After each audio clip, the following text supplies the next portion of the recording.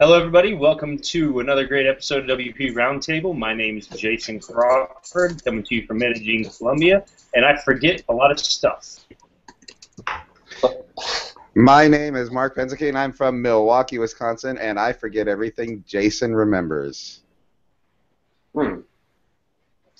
Awesome. And I don't know. I don't remember who I am or am supposed to be, but I like talking about WordPress. I know that for a fact. And I remember that we have a great guest today, and he's a very memorable person. And you're going to remember this episode as one of the greatest in the history of this show and all shows. Our guest today, Mr. Phil Hoyt, is with us, all the way from Cleveland. Yeah, Cleveland. all the way. All the Phil, way. introduce yourself. Hi, I'm Phil, and I remember everything. So, yeah. Hi. And with that, that's our show, folks. So thanks for Awesome. episode 71. So we got a lot of questions for Phil. He's a cool guy, I promise. Take my word for it. And we're going to learn about him for a while. And we'll take viewer questions if they have them. But first we're going to start off by just giving our quick picks. Did you cut out? I appreciate that's new. So I'm dropping my links onto the event page on Google Plus for this for the show, and I've got a couple little things. One, I'm sharing this little article about like common regex used in WordPress. You know, I recently did a project where I had to do a little bit of regex, and it's kind of a learning curve there. But there's this cool WP Engine article with like really common things and to help you get started to cover the bases. And the other thing that I'm going to share is we are literally just a few hours away from the deadline for submitting a speaker application to WordCamp US. I've already submitted a fair number of applications for myself, and up until the deadline, I'm probably going to keep submitting a few more options for those wonderful organizers of this great event that I hope to attend in early December in Philadelphia. Woohoo! Is there any chance you're doing a Betterify presentation? A Betterify presentation? Oh, I suppose if it were requested. I could do case studies of like how it's made websites better. Yeah, I don't know. Just a whole presentation on the plugin. All right. Well, I'm gonna go. My quick pick of the week is an Elegant Themes blog post. Nothing too fancy, but we always talk about that. WordPress powering 24% of the web, and that number gets thrown around a lot. But what's it really talking about? And who exactly does that include? Maybe some more details. They did a pretty good job, I think, of breaking into the details of what that includes and what the competition's like, and what WordPress might actually need to do to break that 50% mark that Matt Mullenweg has said he wants to get to. So check that out. It's Elegant Themes blog, and August 28th. You'll find it if you just go to Elegant Themes. Otherwise, I'll be throwing that in the show notes at some point in time in the next few months. Okay, that's awesome. Cool. So I got a couple.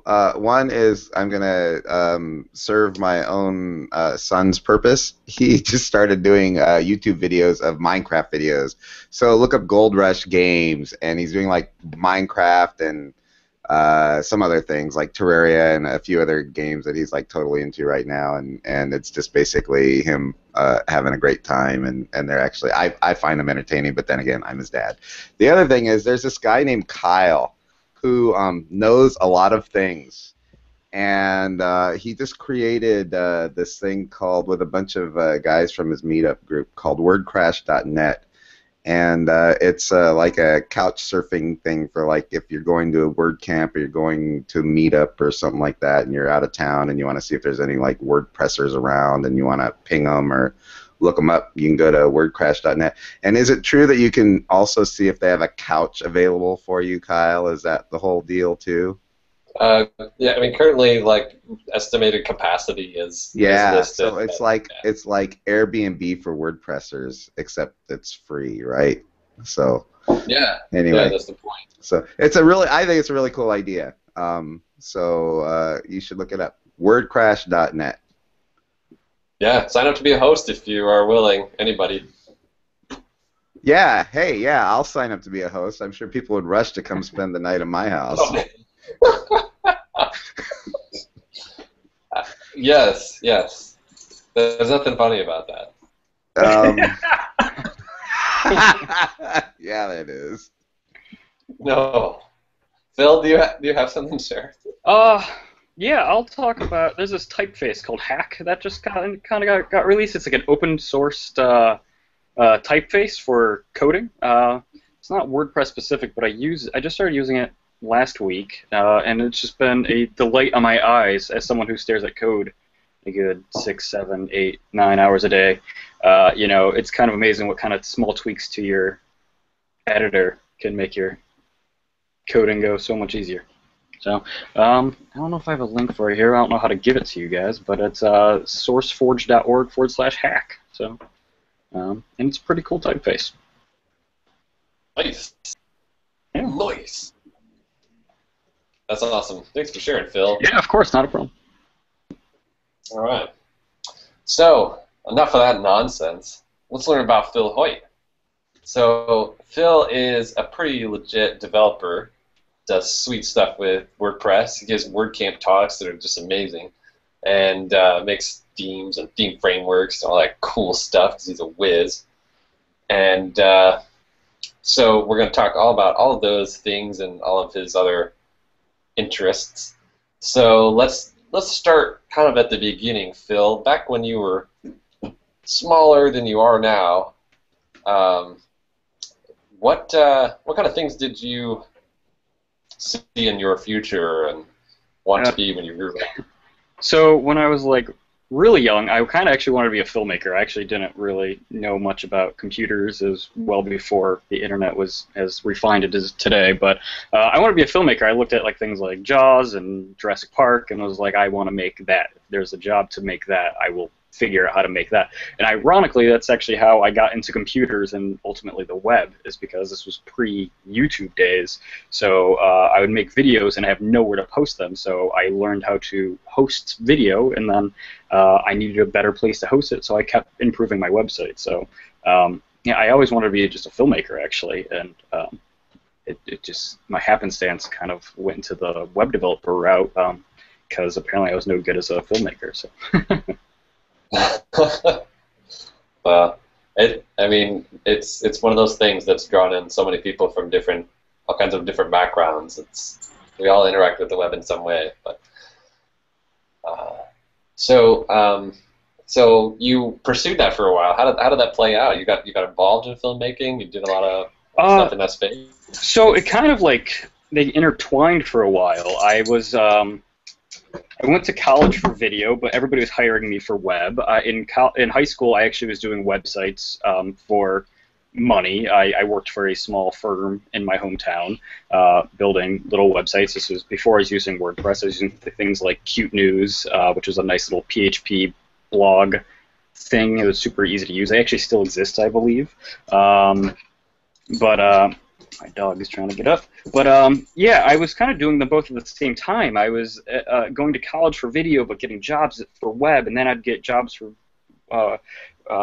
video, but then they would want web, and it just kind of got really obnoxious after a while. And then I found out people were just going to pay me more to do web, and I really enjoyed web after I actually dove into it and saw it as a real job possibility. I mean, I was even selling themes as far back as high school, but I just kind of didn't really see it as a career path because, you know, filmmaking was my passion and my goal. And then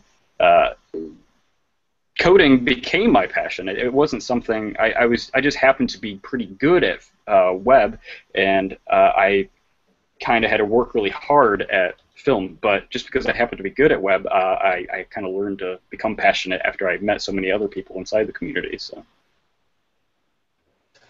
So is it likely that we've seen some of your films? No, I have done some commercials that were around. So I've done some very small Nike spots. If you go to Alternative Press, you can actually see me in the background of some shots of some Alternative Press videos that I did for them. But lots of it was very small. Some car commercials, some stuff like that. But nothing too revolutionary.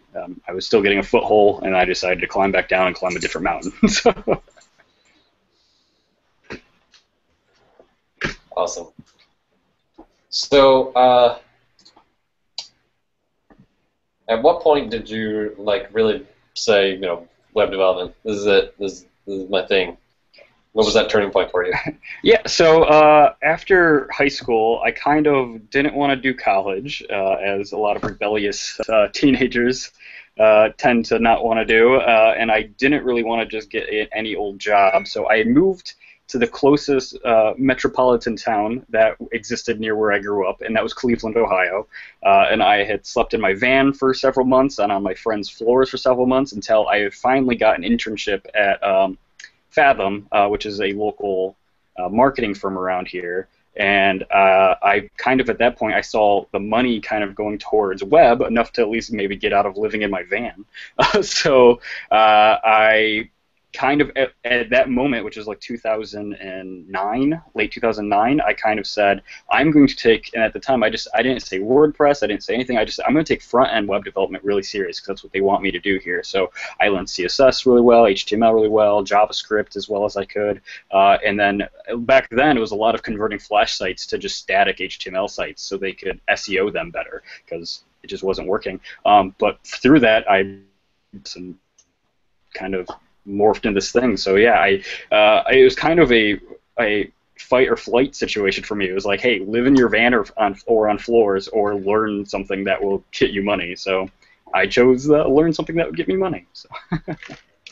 That's awesome. Can you take me back just one step and tell us a little bit about some of those first websites you built? You said you were building them all the way back to high school. Any interesting projects you built? So Chase Bank actually hired us, the firm that I worked for, and at this time I was like 16. I think I was the only one with a driver's license, actually. I remember that because we had to go to Chase to work on their intranet, and we're building an intranet, and I'm going to say a word that shall not be spoken here, but we're building in Joomla at the time. I don't know why, but that's just what we were using at the time. And we would drive there, and I think the other kid that was working with me was like 15, I was 16, and we were just building this really rudimentary intranet for them, and I could not believe that we were getting paid money as 16 and 15-year-olds to build a website. It was just kind of blowing my mind for Chase Bank, like, just like for a department of Chase Bank. It was just like, didn't make any sense to me. That was an interesting one, and then we did plenty of small ones for the local fire department, the local car dealerships, anybody who would give us let us build a website for them for some, I don't even know how much we were charging back then, like a couple $1,000s, we would do. And then that kind of springed into WordPress, and me and several of my friends had, they actually started a company called WPNow.com, which actually still sells themes to this day, but they sold the company.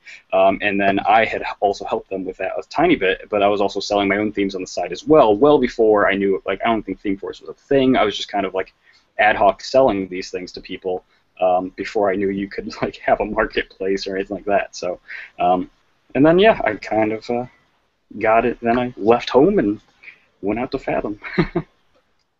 What kind of themes were you designing, and were you doing like all the design or just developing, and how'd you work that? I had a friend doing design. I would do some design every now and then. I'm not design by trade by any stretch of the imagination, but I had a friend that I met online through playing video games who was pretty good at design, and he would send me over a PSD, or back then it was a Fireworks file, and I would strip them apart and I would code them out. And this was even before menus were a thing in WordPress, so they would kind of just auto-populate with your top-level map pages, and it was pretty rudimentary. And they were very magazine-centric. They lots of like gaming blogs used them. I found out later. Lots of people blogging about video game news would use them because they had lots of little widgets of like, here are your top 5 posts, here are your here's your last 6 posts that you posted, and a lot of interactive, to keep people click clickbait all over to keep them on the website longer, and apparently lots of game blogs used them back then. So that's kind of what I was doing back then.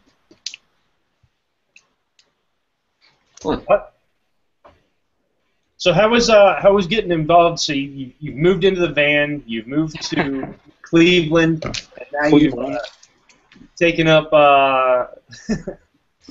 taken up a real job. What was that? I don't know if you want to tell us who exactly it was with and what the details were on that, but yeah, sure. What was the experience like, at least? Yeah, I was working for Fathom. I mean, I was Fathom Interactive, or Fathom Marketing, I think they were called back then. They were an SEO company that happened to do web development as well, because you kind of had to do SEO. Lots of people's sites were just too bad to take in SEO, so we'd have to redo them anyway.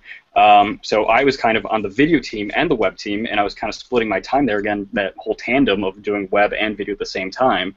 And I was just kind of doing a lot of front-end stuff. It was just, they didn't really want WordPress yet. After I left there, I was doing a lot of WordPress stuff for them. This is still the early days of my career, yeah, I was just kind of learning how to work in a company. I had been kind of cowboy coding for years, and I was by myself as a kid. I didn't know any better. I didn't know about deadlines. I didn't know how to work with other people who were professionals. I kind of just was learning how to learn. I was learning how to work with other people that were professionals. And that was, I eventually got let go from there because they were just getting rid of a lot of the departments that I was part of, and that kind of spurred me off. But by that time, I had cut my own teeth enough learning what I needed to learn there about WordPress, about front end, about how to work with other people, that I freelanced for a while until I had found another company. So I really cut my teeth at those first places, kind of, again, that fight or flight mentality of just learn this and you will survive, and if you don't, you're gonna go back to living with your parents, and I did not want to do that. So. So what was? Oh, go ahead. No, you go ahead, Mark. I was just gonna say, what was the thing that like triggered you to say, "Aha, WordPress is it for me"? Was it because you went to work for these companies that were already kind of WordPress centric, or was it something you kind of like woke up one day and you started messing with it and you're like, "Oh wow, this is pretty cool stuff, and it's better than Joomla or whatever"? Or, yeah, it wasn't because the companies were using it. They were using a slew of everything. They were using BigCommerce for e-commerce. They were using Joomla, Drupal, WordPress. They were trying back then. Nothing was like the pack runner yet. Like WordPress was big, but nothing was like you had like. There was no 25%. That wasn't a thing yet. Like there was like 12%, 11%, 9%. I kind of gravitated towards it because when I Googled and I went to the forums and I talked to other people who were in the WordPress community, I was like, hey, I'm really stuck on this one thing. How do I fix this? And I got amazing help. If I went to a Joomla forum, I would just get effed out. I would just like, oh, get out of here, you scrub lord. Like, just leave. Get out. And I was just like, no, please, just help me. I just need this done. I have a deadline, please. And WordPress community was so amazing, and I learned so fast. Like, I'm not classically trained. I never got a computer science degree. Like sometimes I wish I did, but I didn't. I didn't know what object-oriented programming was or what a function was. I didn't know it was called a function. I just knew that I had a piece of thing and then some brackets, and I put words inside of them, and that outputted something. I didn't know what that was called. I just knew it did something. In WordPress, like when I would look through literally the code in core and then went to the code on all the themes that other people were making, I read it and it halfway made sense, and what didn't make sense, people were willing to explain to me in very plain English, where other communities, Drupal, Joomla, any other Concrete 5, I've tried it, so many of them, and I'm proficient in a few of them, but the community just was not as embracive. And then like it just kept getting better. Honestly, it never got worse, which lots of these other platforms, and I'm not going to speak ill of any of them directly, but they didn't. Their roadmap was not as clear as WordPress, and WordPress doesn't always seem clear. Like I sometimes I question what they're doing, but then I see the light at the end of the tunnel eventually, and I'm like, oh, that's why these rules exist, because they have a plan and they're smarter than I am sometimes. And when they're not smarter than I am, they take my feedback, and that's amazing too. Like they listen to me. I talk on the support tickets, and they explain to me why they think one way, or maybe adapt what I've said, and they let me say something, and they let me listen, and they listened, and that was kind of cool. So, like, you were online, experiencing all of these communities, and getting a little bit involved in them. Like, how did your like involvement in this particular community kind of ramp up over time? When did you get like involved in person, Sure. with local communities, and just like where are you at now in compared? Sure. So I had left. I had been let go from Fathom, and then I was freelancing for a while, and then I got a job at another company called Smart Business, and I was like their WordPress guy. They needed a guy who knew WordPress. They were doing nothing but Joomla before I got there, and websites were taking way too long to be made. And I said, hey, I can cut this down at like 75%, like what you're doing and what I'll do. And they were just theme junking for a long time. They would take a theme and they would just keep prodding it until it broke, or prodding it until it kind of looked like how they wanted it to, on both the WordPress side and the Joomla side. So I kind of got in there, and because I liked the standards, I liked reading the rules about WordPress, I kind of fixed their WordPress process over time. I like, hey, don't throw that into the functions.php, put that in a plugin, whatever. I taught them all these things that I had learned at my previous jobs in freelancing, and then after a while, I remember I had missed so many WordCamps. Like, I remember I'd say, I'm going to go to Columbus's, I'm going to go to whatever, I'm going to go to these I'm going to go find these people physically in the real world, and I kept putting it off because I was kind of just I called myself and other people who were like me at the time like cave developers, cavemen. They sit in their room and they're alone. No, they feel like that's where they're safest, and it kind of was isolating. I hit this point where I was like, I need a peer. I need someone who can talk to me on my level. So I finally went to the WordCamp Columbus 3-4 years ago now, and it was. I met, and I honestly had no expectations. I drank way too much the day before. I was hungover at it, and I felt really stupid for doing that. But it was kind of my like, I don't know. I didn't know what I was doing. I think I honestly was drinking beforehand just so I wouldn't have to socially interact as much as I probably could or should with other people. And then I met Pippin. Everybody here, I assume, knows Pippin, Williamson, right? Yeah. And he was the most delightful. Isn't he a front-end developer or something like that? Pippin plugins. He makes. I'm just kidding. I'm kidding. Sure. Okay. Yeah. Sure. I met him, and he was the most delightful human being in the entire world. And I already had known what he had built, and I saw what he had, and I wanted that. I wanted that community. I wanted that involvement. I wanted to build something like he built. And my dogs are fighting behind me, but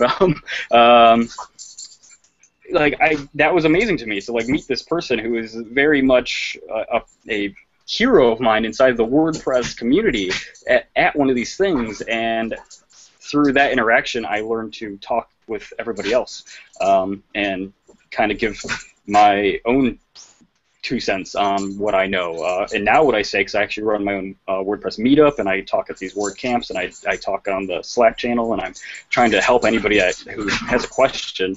I kind of say the least you can do as a developer is kind of try your best and teach somebody else something that you know that they might not know. I think that's the least you can do as a developer in the WordPress community, is that. So I just kept doing that, and that led me to meet people like you, Kyle, and other people. So.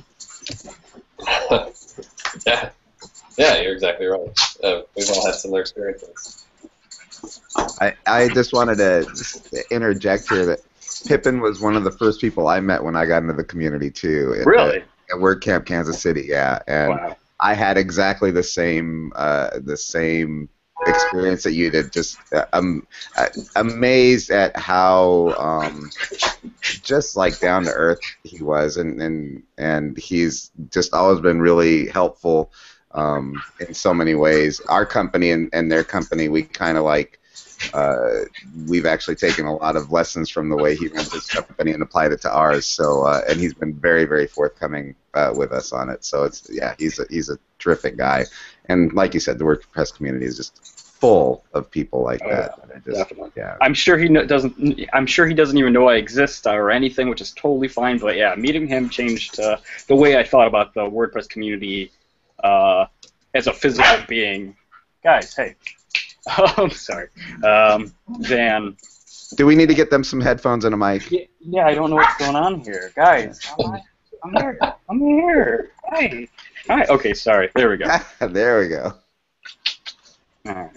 But yeah, no, amazing community. I can't be more ecstatic to be part of something much bigger than I am, and you know, every day I learn something. I feel like I know so much about WordPress, but I don't feel like I know anything. Like I look at what I can do and where I came from, but I know how much more there is, and how much more I can push it, and how much more together we can make it evolve. And you know, it only gets better.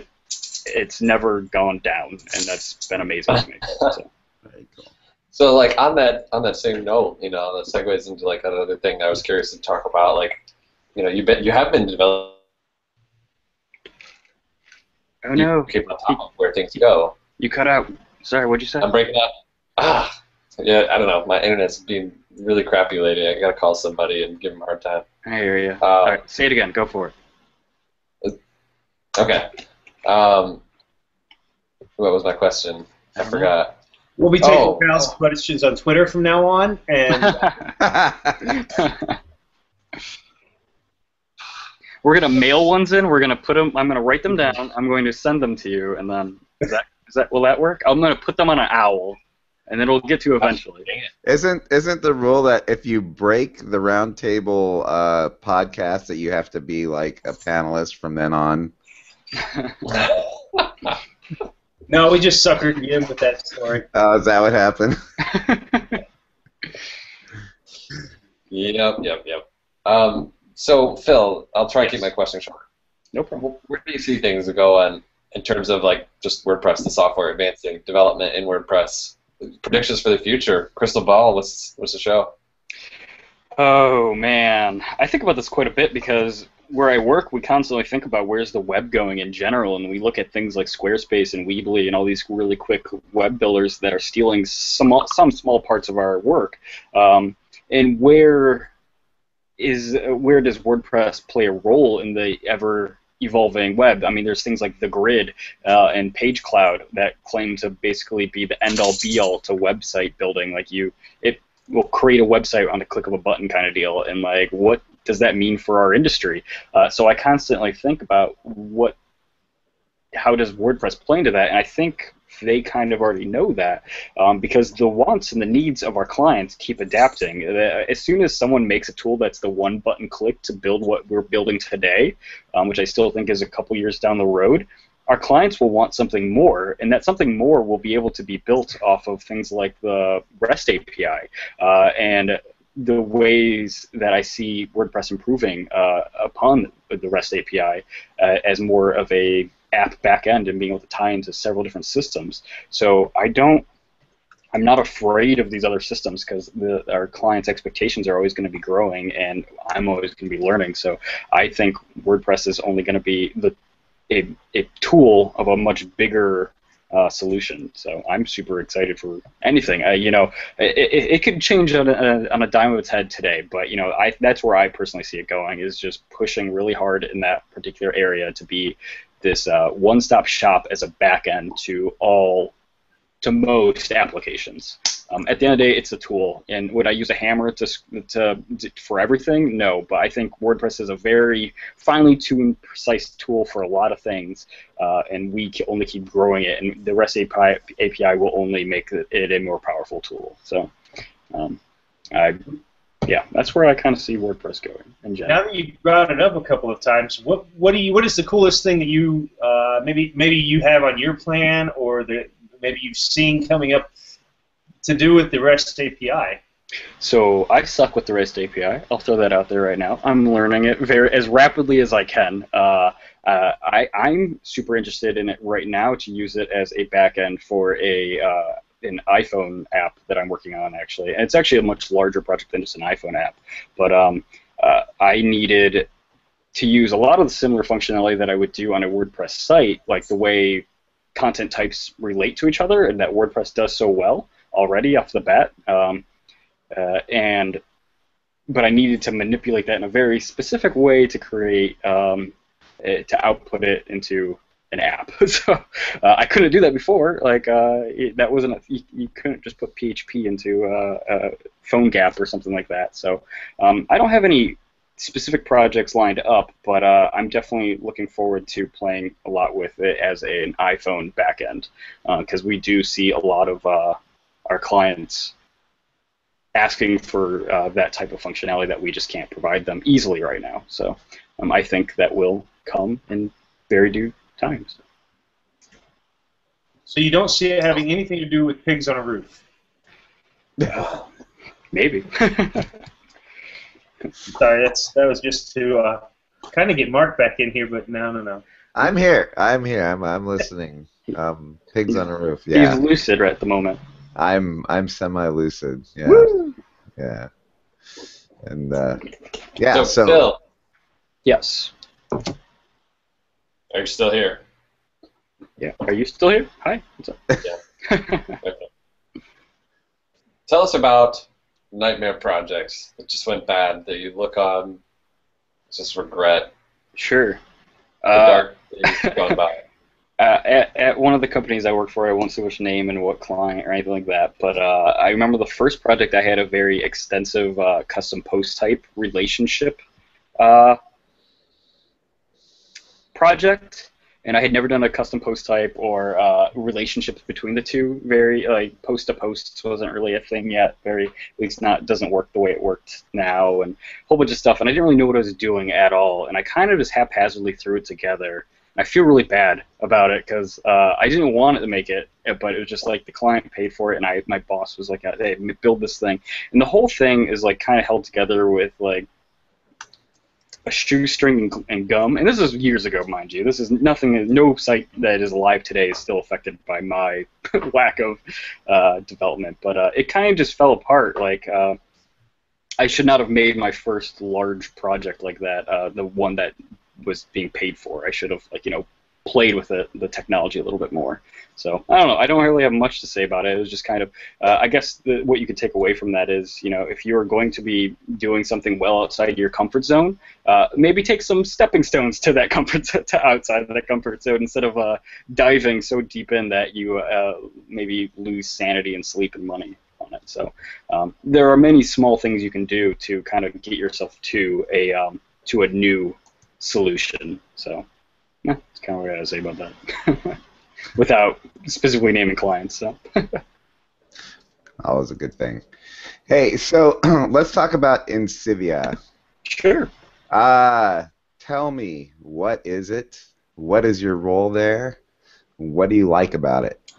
So Insivia is a marketing company, a digital marketing company specifically. The majority of our projects are web-based. So I'm the lead web developer there. Very WordPress centric. I have to say 99.9% of the projects that we do are WordPress, and the ones that aren't WordPress are either straight HTML, flat file kind of stuff, or custom PHP, so very WordPress centric. And what I like about it there, I work with some of the most talented people I've ever worked with in my entire life.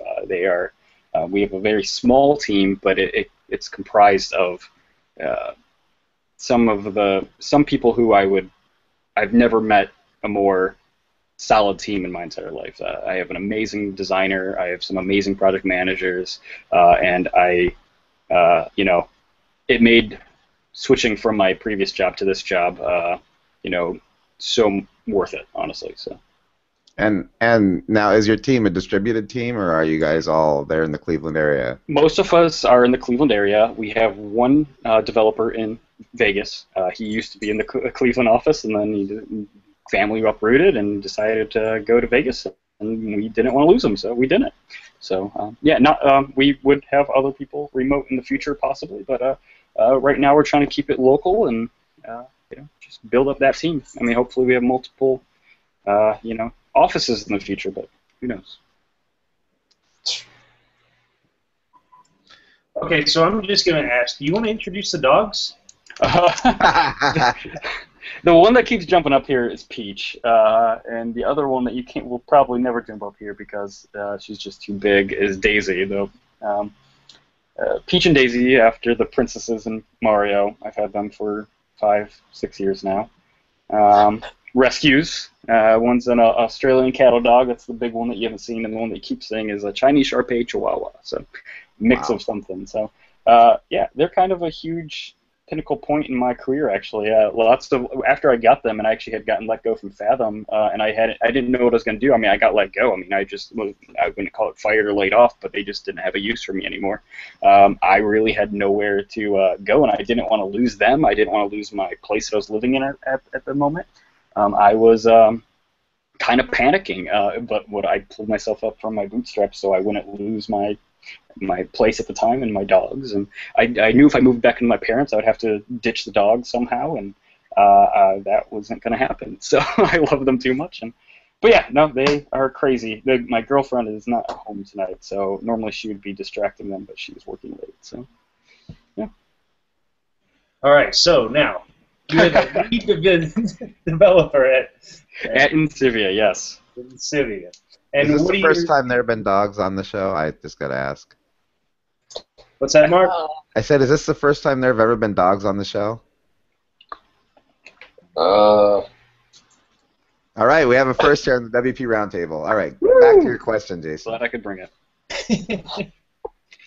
So how do you engage with the other people, and how do you participate in the team, and how do the teams work there? Sure. So we kind of have two teams. We have a marketing team and a digital team when it comes to project managers, engagement managers, and sales. But once it kind of gets to production, it kind of breaks up from there. So we have one team that very focuses on print collateral, web ads, stuff like that. And then we have the team that I'm on primarily, which is the digital team. In production, it's whoever's the best fit for the project, but more often than not, as a very skilled WordPress guy, I kind of get the digital projects, which are our web sites and such. So, yeah, we use a team. I kind of wish we could have got them on Slack, but we are using a very similar program that it also is a project management system called Teamwork that has a chat system very much like Slack. But yeah, we kind of just it's very task-based, and we're since I've gotten there, lots of my roles have been to kind of solidify our process and the way we build, so we document it better in the future. And who is your typical client? What is your typical? So we work with a lot of service-based industries and a lot of B2B. We do have some B2C, but we do a lot of lawyers, tons of lawyers, a lot of legal in general.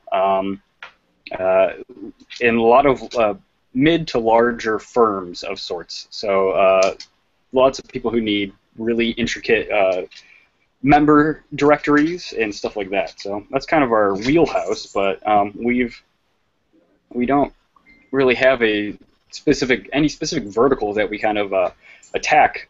We've brought in small guys like the local chocolate shop has got a website from us, as far as like one of the largest law firms in Cleveland has a website from us. So, and they've been around for like 13 years, so they kind of have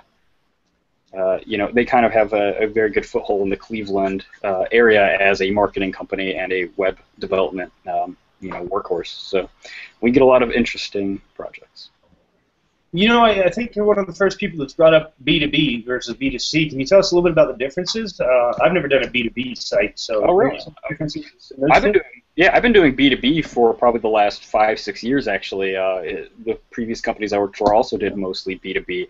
I don't do a lot of B2C, actually. I kind of would like to sometimes, but I think it'd be an interesting challenge. But B2B, it's kind of hard to sell them on what their website's for. Lots of them just want a website because everybody else has a website, and in the marketing world, you kind of have to explain you have to kind of come up with a strategy on why they have a website. Is it a lead generation tool? Is it how are you selling yourself? Is it brand recognition? So it's kind of lots of people who are B2C kind of know what their website's for.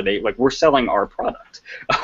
We're selling this widget, and then you need to buy this widget. Where B2B, it's like, well, we have a large amount of services, and they're very complicated, and it's hard to explain. So you have to figure out how to explain that in a digital way. So that's what we do. We kind of explain to them why they need a website and why it needs to be built a certain way instead of just like lots of websites built probably pre-2010 that lots of these B2B companies had a brochure website. They took their brochure and they digitized it, and it wasn't very helpful to them. They didn't get any more customers from it. But I see now when we create a new website for someone who, from their brochure website to their website that we created them, I see end over end monthly returns of just increased traffic, increased lead generation or conversions, and that's kind of super exciting. I'm a big stats nerd, so I enjoy seeing those numbers jump when we accurately deliver them a product. So yeah, it's kind of just explaining to the client why they need a website, which is a lot harder than it sounds sometimes, especially when they don't know what the purpose of their website is other than to have one. It's certainly an interesting topic. It really is because, and funny that you talk a little bit about the selling of that. Do you get very involved in those conversations, pitching something to in the early process with engaging with a new client? Are you very involved in that? Most definitely. Usually with the engagement managers and the PM managers, I try to stay away from the client sometimes, just because I can get a little nerdy. I can talk about the technical aspects of it a little bit too much. But I do lend a hand and sometimes an ear when I'm trying to come up with the best strategy for a client. And what I've seen in the industry and what I haven't seen in the industry is usually more valuable than what I have seen in their particular vertical. But yeah, I have a strong voice sometimes in those conversations on the strategy aspect of a website. So but yeah, I can definitely nerd out sometimes. So I enjoy talking with clients. I've owned my own companies and I have done sales and whatnot, so I've learned to tone it down sometimes. But I think some of my best clients I did have back then were the ones who kind of were a little eccentric like I am, though, that could, oh wow, this kid's really passionate. But yeah, it's something I've really enjoyed, and it's actually why I've stayed in the marketing aspect instead. I had an opportunity to kind of branch off and go a little bit more technical of a web development route. I could, build more back-end stuff at one point, and then or stick with the more flashy, interactive aspect. And I chose to go the marketing direction because the people element, trying to convert people into customers or clients is a very interesting task for me compared to maybe something like building a logistics app. Like, I can track a truck across the country. It's just a GPS tracker and whatever, throw some code around till it works. Trying to convince some guy at some company to use someone else's software over another piece of software is kind of an unknown variable. It's pretty entertaining to play with. So kind of going back to that filmmaking of trying to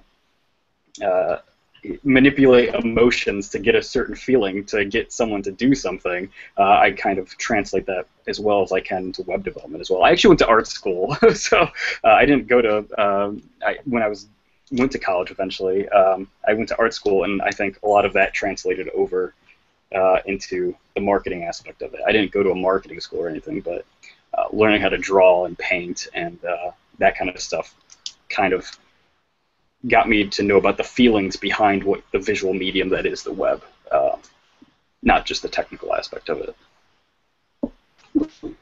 Speaking of feelings, if you had one part of your job today to change, what would it be?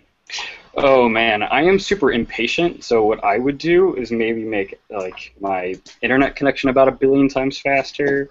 I would all the initiatives that I've already set into motion, I would like have done by now. Like I would have like maybe 2-3 more developers, so I could specifically focus on some of like the processes initiatives that I've kind of wanted to take on, and I would just pause my life for like a month and just like hardcore finish my new framework, finish the processes, deep dive into all these aspects that aren't directly related to client work, and just do those. I know this is like the nature of the beast where you kind of have to do them in tandem, but yeah, I would love just a big old pause button just and work out like the idea of how I work versus the actual working.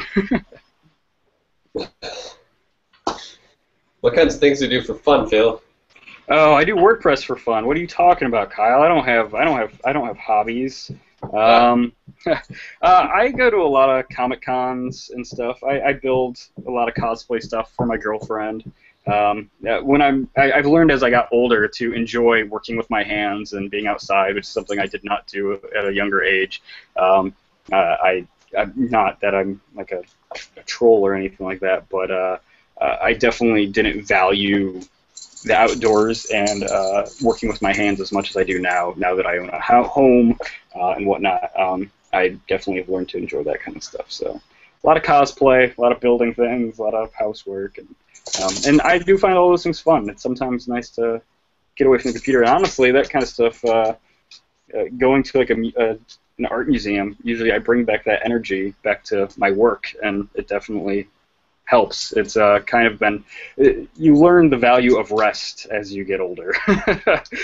You think like when you're younger you just take some Adderall and you work for 30 hours straight and you get a lot done, but you don't really realize how much better your work gets when you get in 8 hours of sleep and come back at it well rested and attack things. And I kind of learned that actually from doing 48-hour challenges. So I'm part of the local Cleveland game developers group, and we do 48-hour game development challenges where we build a video game in 48 hours. In the first couple years that we did it, I would not sleep for 48 hours, but by that last like 12 hours, I was useless. I was completely, utterly useless. But if I just got 6 hours of sleep that first night, I was like completely on my game the next day.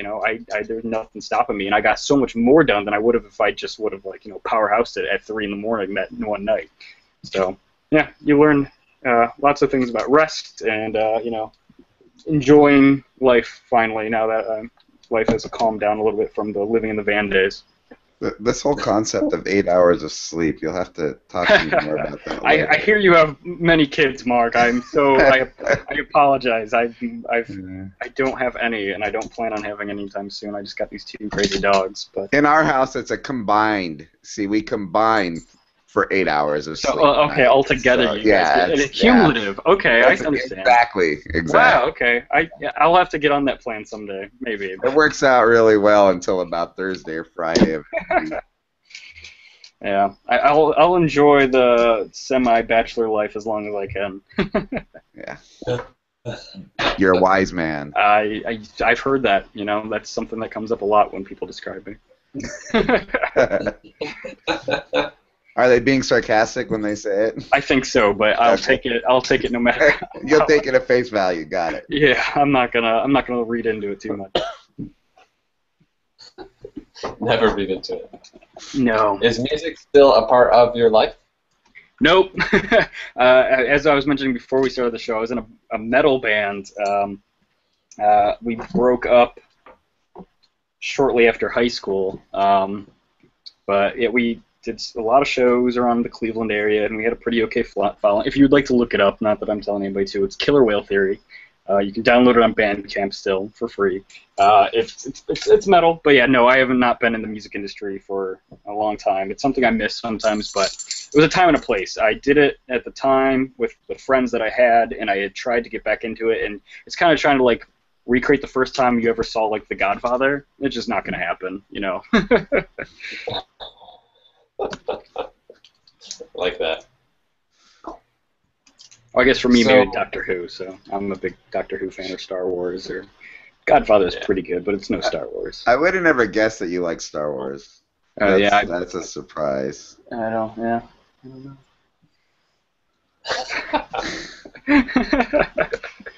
So how do you measure success? Oh man, that's difficult. I don't know. I don't measure it I don't think about it as a salary. I don't really think about it as, I don't try to compare myself to my peers directly, one-to-one relationship-wise. As I've gotten older, I kind of relate it to happiness. And it's not even a content happy. It's just I kind of didn't realize how depressed I was for a long time at other jobs and whatnot until I kind of stepped away and started doing other things. And now that I've kind of done that, I honestly thought I couldn't be happy for a long time because I was super depressed at my workplace because just things were not going the way I had envisioned them. But then as soon as I stepped away from that and got some perspective and some retrospective on what I had been going through, I did realize, hey, it is possible to be happy. You don't have to be this grumpy jerk all the time, just because this one aspect of your life isn't going right. And so now I kind of just gauge it on happiness, and I'm much happier of a person these last couple years than I was before that. I was a very intolerable person. I can't believe the amount of relationships that I ruined because of me. So, yeah, I think happiness is a good way for anybody to gauge success. And, you know, that's something you can affect. When I talk about this kind of stuff with other people, lots of people pick goals that are kind of not in their power. They I want to make $10,000 in the next month. What are you going to do? Hold a gun to somebody's head till they give you their money and then keep going till you get $10,000? No, you should be saying, I'm going to work harder in this specific aspect, and hopefully that return on investment will turn into financial whatever. You should always be picking goals that you have direct influence over. And I see that a lot with a lot of younger people, and I'm putting myself in that category as a man still in his 20s, of, you know, picking goals that are well outside their means. They have no effect over. Well, that's interesting. Do you have any short and long-term goals that are either are or are not WordPress related? WordPress related. By October, I want to get my new framework up. As I've talked with Kyle before. I had my own framework that I had talked about at WordCamps. I want to get that out into the world, my new version of it, by October, and then I also want to build a theme shop around that. I want to build just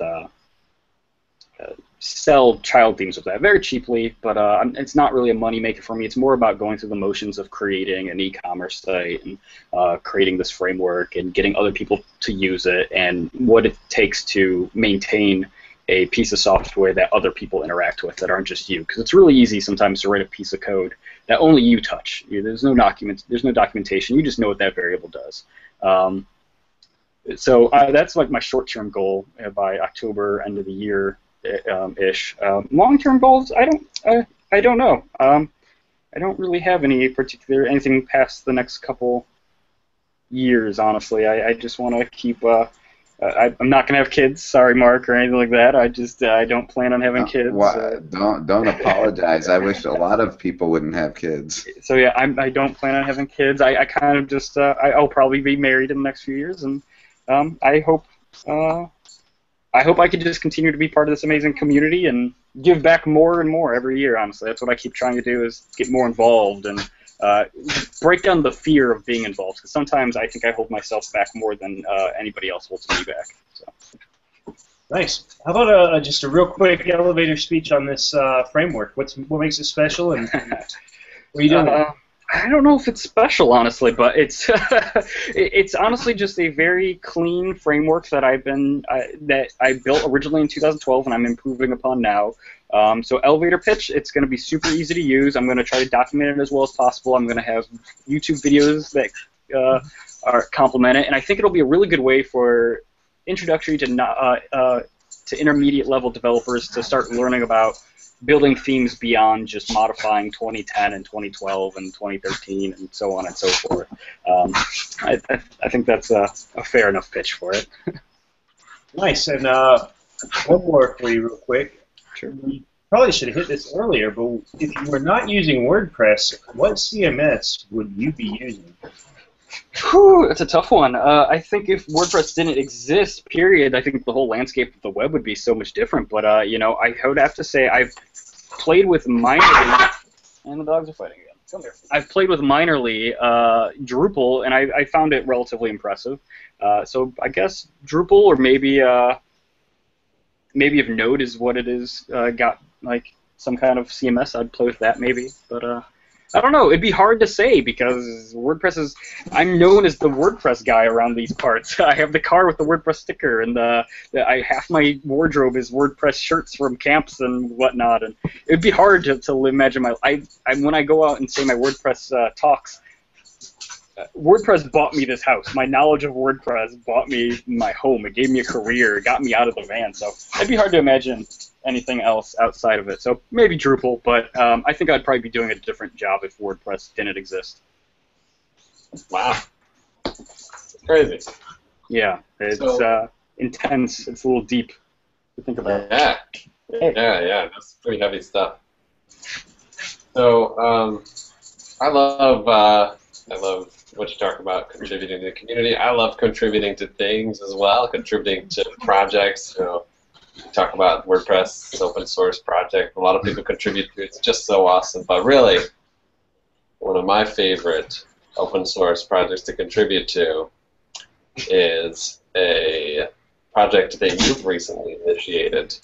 It's a repository that you recently booted up on GitHub that I just think it's amazing. And so everybody should check it out. So do you want to talk a little bit about WP Humanity? I will talk very short about it. So I created a repository for WordPress Against Humanity. If you go to my GitHub, Phil Hoyt, or just Google search WP Against Humanity, you'll find the repository. I claim it's the easiest repository to commit to. You don't even need GitHub. You don't need to know Git. You can just go there and hit edit the file directly within, and you can add your own cards. So the white cards, the black cards. If you're familiar with Cards Against Humanity, you'll be familiar with WordPress Against Humanity. And eventually, once we get enough of these, I plan on getting them professionally printed. I'm going to give them away for free. Maybe I'll put a little donation thing to help pay for the printing costs or whatever. But I'm going to just take them to WordCamps. I'll mail them to WordCamps. I'll mail them to anybody who wants the pack. And I just thought it was something funny. Me and Kyle were playing Cards Against Humanity at the last WordCamp, and we were having such a great time. We kept making WordPress jokes while this was going on, and there just had to be a WordPress Against Humanity. So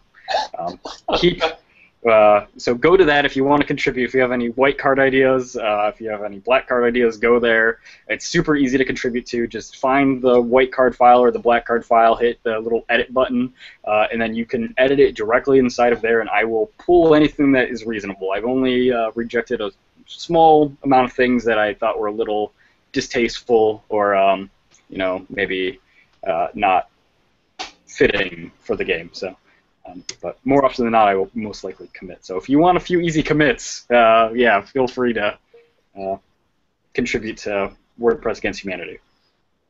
Yeah, if nothing else, it's a fun thing for a lot of people to contribute to, or low barrier to entry. Definitely. I could see a day where I've learned more about Git from WordPress Against Humanity than I did from having real repositories for actual software. So,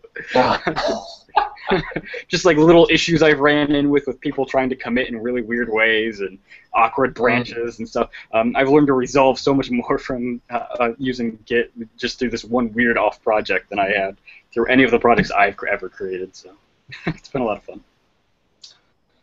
So we're getting down to kind of the end here. This time flew by really quick, and so we just got a couple final questions for you, Phil. Great. One, what's on your calendar? What in-person things over the next couple months or the rest of the year or something could somebody reasonably bump into you at? Sure. So I run the WordPress Meetup in Cleveland. It's the second Tuesday of every month, so one's coming up here pretty soon. We hold it at the Side Quest in Lakewood. It's the Cleveland Meetup, but Lakewood's a suburb of Cleveland. Get over it, people. It's a good time. You can find that on Meetup.com. I will also be at the Ann Arbor